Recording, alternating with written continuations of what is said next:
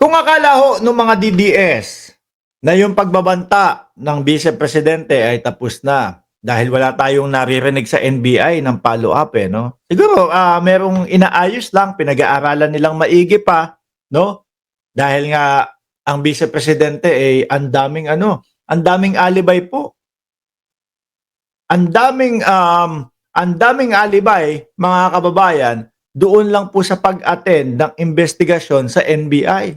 No? Kesyo nga nandiyan pa yung may pa-Thanksgiving sila sa mga journalist o yung mga ganyan.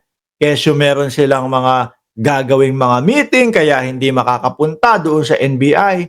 Ang akin naman ho doon, mga kababayan, bago po yung pagpapaimbita o yung pag-imbita ng NBI kay Vice Presidente, meron na pong kumakalat na mga interview.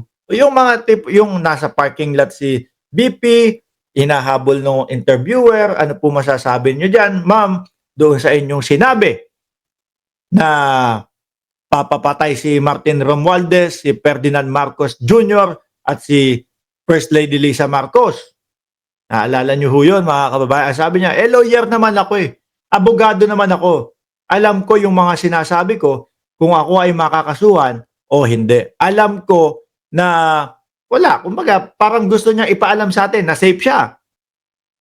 Di ba, mga kababayan? So sabi ko, since yan naman ang sinasabi ng Vice Presidente, bakit hindi niya patunayan?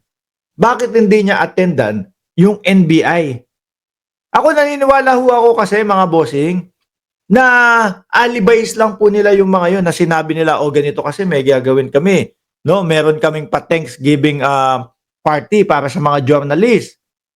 O di ho ba? Tapos yung una naman nilang sinabi, kasi ho ganito late na namin o hindi namin alam na nag-cancel pala yung hearing doon sa sa Kongreso. Mga alibay ho, mga kababayan. Sa akin kung inatinan nila yon at alam naman pala ng Vice Presidente kung paano ipagtanggol ang kanyang sarili, sana hindi nyo na inalibayan yun. Sana nirekta nyong puntahan yun. Di ba?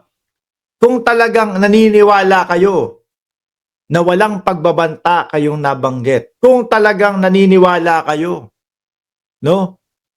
Na wala kayong sabit doon. Sabi nga nitong si Congressman Lawrence Defensor, mga kababayan, hiring or even suggesting the hiring of assassin is not just reckless rhetoric, mga kababayan. No? It is a high crime that threatens the very foundation of our republic. Kung sakali ho, mga kababayan, example na lang po, may lumapit sa aking kaibigan, pare, binubuli ako noon, yung kalaro ko sa basketball. Ganito, ganyan. Ano ba maipapayo mo sa akin, pare? Kunyari ako, kung gusto mo, gawin mo na lang dyan is mag-hire ka na lang ng papatay dyan. No? Mag-hire ka na lang ng papatay dyan. Yung, meron akong kakilalang papatay dyan, bayaran mo na lang, pare. Tapos, ginawa niya, mga kababayan. Tingin nyo, hindi ako sabit doon? Sasabit din ako doon, mga kababayan. Ano po? Ito pa kayang mismong posisyon ng Vice Presidente na meron na talagang kausap. Kumausap ako. Ano sabi ng Vice Presidente? Kumausap ako ng papatay kay Lisa Marcos, Bongbong Marcos at Martin Romualdez. Sa dulo, nung kanyang sinasabi, no joke o walang halong biro. Diba? Bakit natin dinidiscuss to, mga kababayan? Kasi isa po sa nakikita ko, isa po sa pagmumulan ng impeachment ng Vice Presidente, eto nga pong pagbabanta sa buhay ng presidente natin, mga bossing. Sabi ng parko na si Just Vincent, no? Baka nagtatampo na sa atin, hindi natin nababasa minsan yung kanyang comment nag-deny pa nga si Sara sa mga pagbabanta niya kahit na nagbanta naman talaga siya. Yun din mga bossing. Di ba? Yun din mismo, yun sa huling press conference niya. Nasaan ang pagbabanta? Biruin mo, no? Ang akala nila siguro ang ang memory ng mamamayang Pilipino, ang memory nating mga Pilipino pang 1 week lang. Yung tipo bang, "Oh, kailan ko sinabi yan? Kailan ko sinabi yung pagbabanta?" Last month pa ho eh. Wala na, erase na sa kanila kasi 1 week na ang lumipas.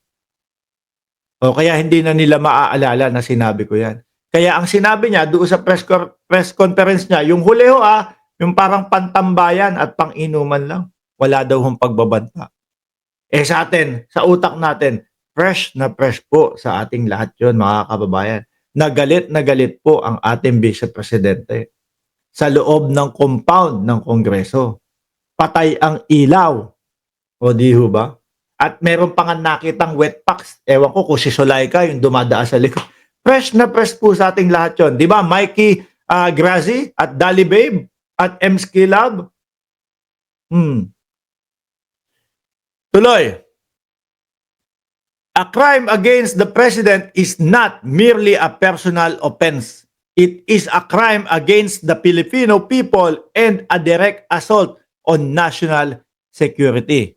Tapos magtataka ho sila, mga kababayan, na bakit tatanggalin nyo sa National Security Council si BP Sara? Magagalit sila. Bakit nyo? Nagwawala sila. Bakit nyo tinanggal? Ganito, ganyan.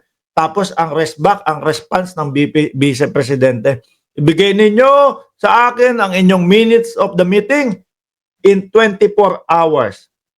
Bakit pa lalong ibibigay yun? Mga kababayan.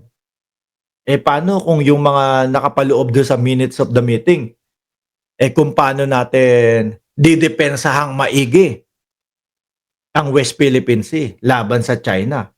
Di lalo pong naloko. Tapos, alam naman natin, dikit na dikit po sila, mga kababayan, sa China. Di ba? Best friend nga nila Sabi ni Ma'am Lori Mamawag, marami pang video na pwedeng magamit na ebidensya sana ipunin. Ang nakikita ko naman ho dyan, isama nyo na po yung mga vlogger, no? Yung mga nagtanggal ng mga video nila, nag-take down ng kanilang mga channel.